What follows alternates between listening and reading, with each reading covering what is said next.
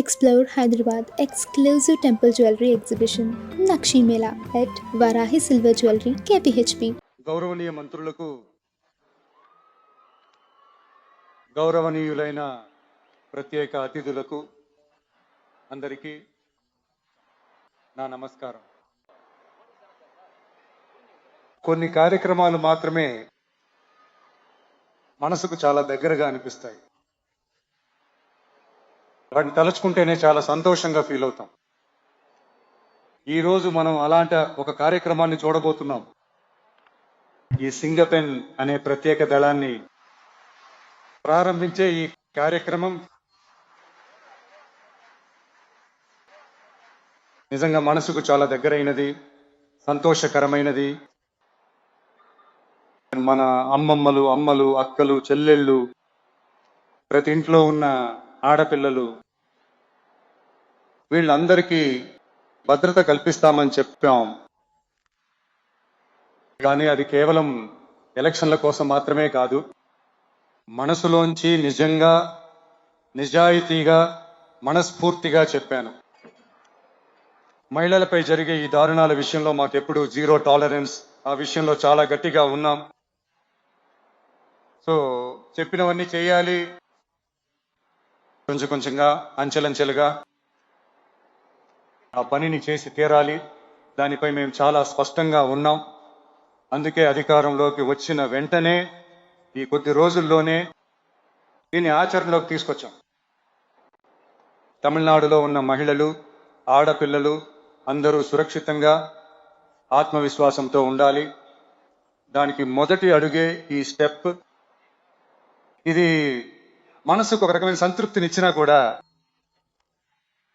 అదే సమయంలో మహిళల గురించి కొన్ని వార్తలు విన్నప్పుడు నిజంగానే మనసు తల్లడిల్లుతుంది, కళ్ళు చెమర్చుతాయి. దాన్ని కంట్రోల్ చేసుకోలేకపోతున్నాను.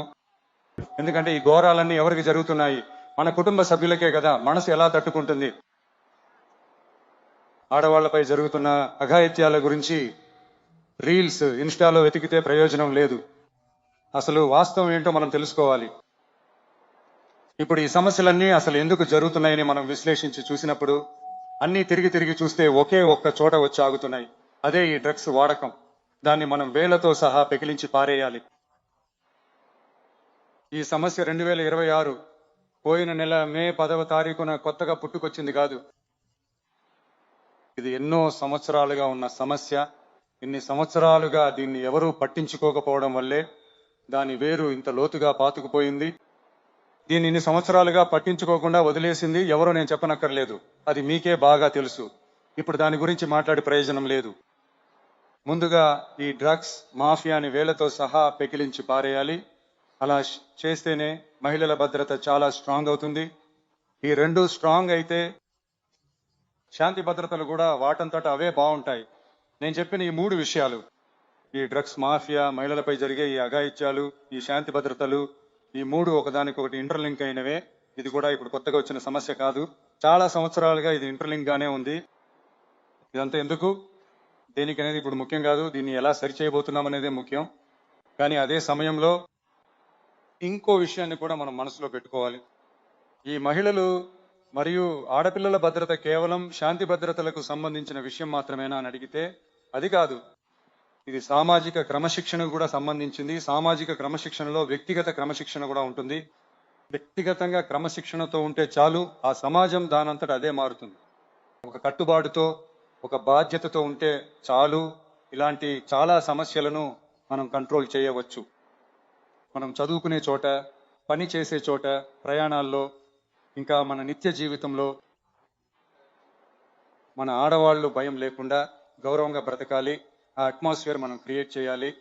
అదే మన ఫస్ట్ టార్గెట్. ఇవన్నీ నేను చాలా నెమ్మదిగా చెప్పాను. కానీ ఆడవాళ్ళని ఇబ్బంది పెట్టి ఎస్కేప్ అవ్వాలనుకునే వాళ్ళకి ఇదొక వార్నింగ్. ఆడవాళ్ల భద్రతను అంతరాయం కలిగించే వాళ్ళు ఎవరైనా మేము అస్సలు సహించము. వారికి శిక్ష విధించడం జరుగుతుంది. ఇంకా దానికోసం చర్యలు కూడా తీసుకుంటారు. పోలీస్ డిపార్ట్మెంట్ నుండి శిక్ష చర్యలు చాలా కఠినంగా ఉంటాయి. ఆ శిక్ష, వాళ్ళ ఛార్జ్ షీట్ అన్నీ చాలా ఫాస్ట్గా స్పీడ్గా అమలు చేస్తారు. కానీ ఒక్కటి, ఆ స్పీడ్లో ఏ నిరపరాధి శిక్షించబడకూడదు. దీన్ని కూడా పోలీస్ అధికారులు మైండ్లో పెట్టుకోవాలి. తప్పు చేసిన వాళ్ళకే అసలైన కఠిన శిక్ష కోర్టు ద్వారా పడేలా చూడాలి.